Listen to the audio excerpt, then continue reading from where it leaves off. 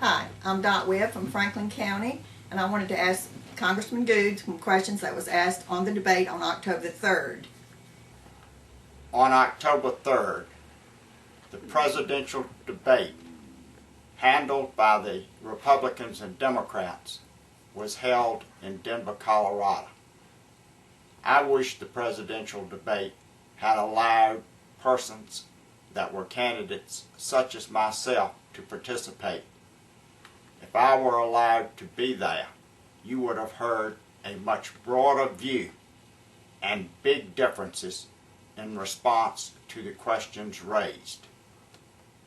Congressman Goode, what are the major differences between Romney, Obama, and yourself on creating jobs?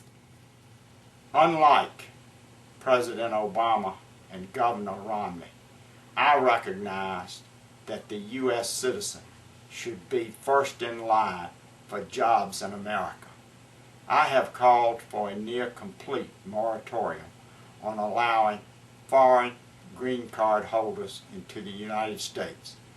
These are persons that can work in about any state and do about any job. The jobs that they take are being stolen from U.S. citizens. We need to place the citizen first. If we do that, the unemployment rate in this country will fall. The moratorium should be in place until unemployment is under 5%. Congressman Goode, what are the differences between Romney and Obama plans and your plans for reducing the debt and the deficit? Both President Obama and Governor Romney claim that they want the deficit reduced and the debt reduced. The facts speak otherwise. The Obama budget this year was over $1 trillion in deficit. The Paul Ryan budget was over $600 billion in deficit. If I am president, I will submit a balanced budget to Congress. It will be painful. We will have to cut nearly every agency. Across-the-board cuts are a must if we are to get to zero deficit. I would not cut veterans' benefits, Social Security, or Medicare. But all discretionary spending would have to be chopped. Education, agriculture, commerce, energy, defense, NASA, and many other agencies and programs would be significantly cut. Particularly, we need to slash foreign aid. It makes no sense to spend almost $50 billion per year when we have a deficit and we are borrowing the money from China to fund things like foreign aid. Congressman Goode, do you see a major difference between Romney and Obama and yourself on Social Security and Medicare? Both President Obama and Governor Romney claim they support Medicare and Social Security. The facts tell otherwise. Obama slashed Medicare in order to fund Obamacare. Paul Ryan and Mitt Romney want to change Medicare into a voucher, which means that citizens will no longer be able to count on Medicare Part A for paying hospital bills. I want Medicare and Social Security, which is funded by payroll taxes, which citizens have paid in for decades, to be preserved and protected.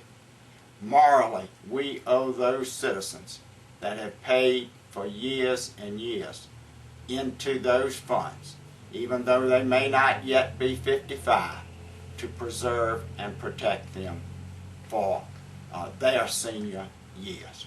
With regard to Social Security, the Social Security Trust Fund is owed over $2.5 trillion. I want to see that protected and placed off limits for Congress to raid whenever it wants to. If we do that, it will be strong for those of younger age who will reach retirement age in the decades to come. We must protect Social Security.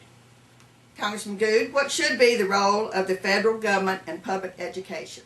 The Constitution does not specifically provide that the federal government should be the leader in public education. In my view, public education is the primary duty of state and local governments. Unlike President Obama and Governor Romney, I will be honest with the American people and tell them if we are to balance the budget and reduce our debt, we cannot spend $100 billion every year on public education at the federal level.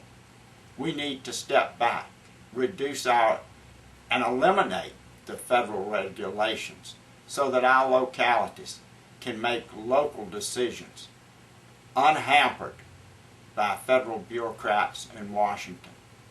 I will immediately ask for legislation to terminate No Child Left Behind. Bureaucrats in the Department of Education will lose their jobs because we don't need so much federal bureaucracy in education. I would eliminate the Secretary of Education. Education should be left to our states and localities. Neither President Obama nor Governor Romney recognized this. Congressman Goode, what would you do about partisan gridlock in Washington? Unlike President Obama and unlike Governor Romney, I have been a strong advocate on the campaign trail for term limits. If we had term limits, the focus of the members of Congress would be on what's best for the country instead of worrying about going to the next fundraiser and winning the next election. With term limits, I think you would see greater cooperation in Washington. As president, I would meet regularly with all the members of Congress and ask that they work together for the good of the nation instead of just thinking about how you can make the other party look bad. Ladies and gentlemen, the choice in 2012 is stark and different. With Obama and Romney, you are on a glide path that will shift the United States from being a leader in the world to a third world nation status in the decades to come. I offer a far different path.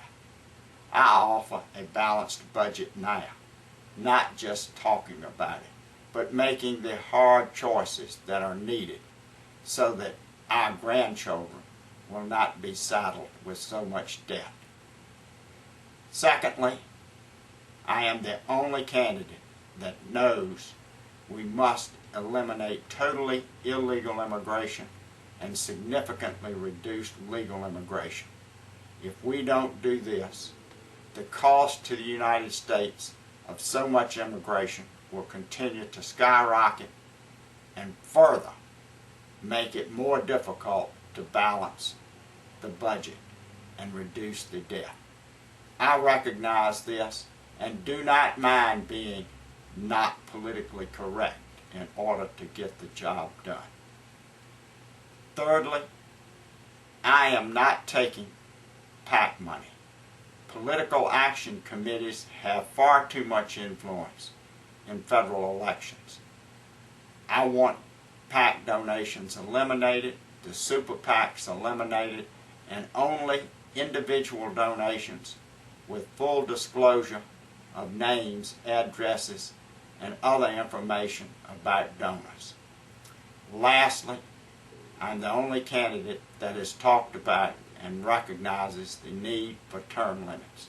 With term limits, we will have greater cooperation among the members of the House and the Senate, and we will have a situation where the focus will be on what's best for the country instead of what's best just for the next election.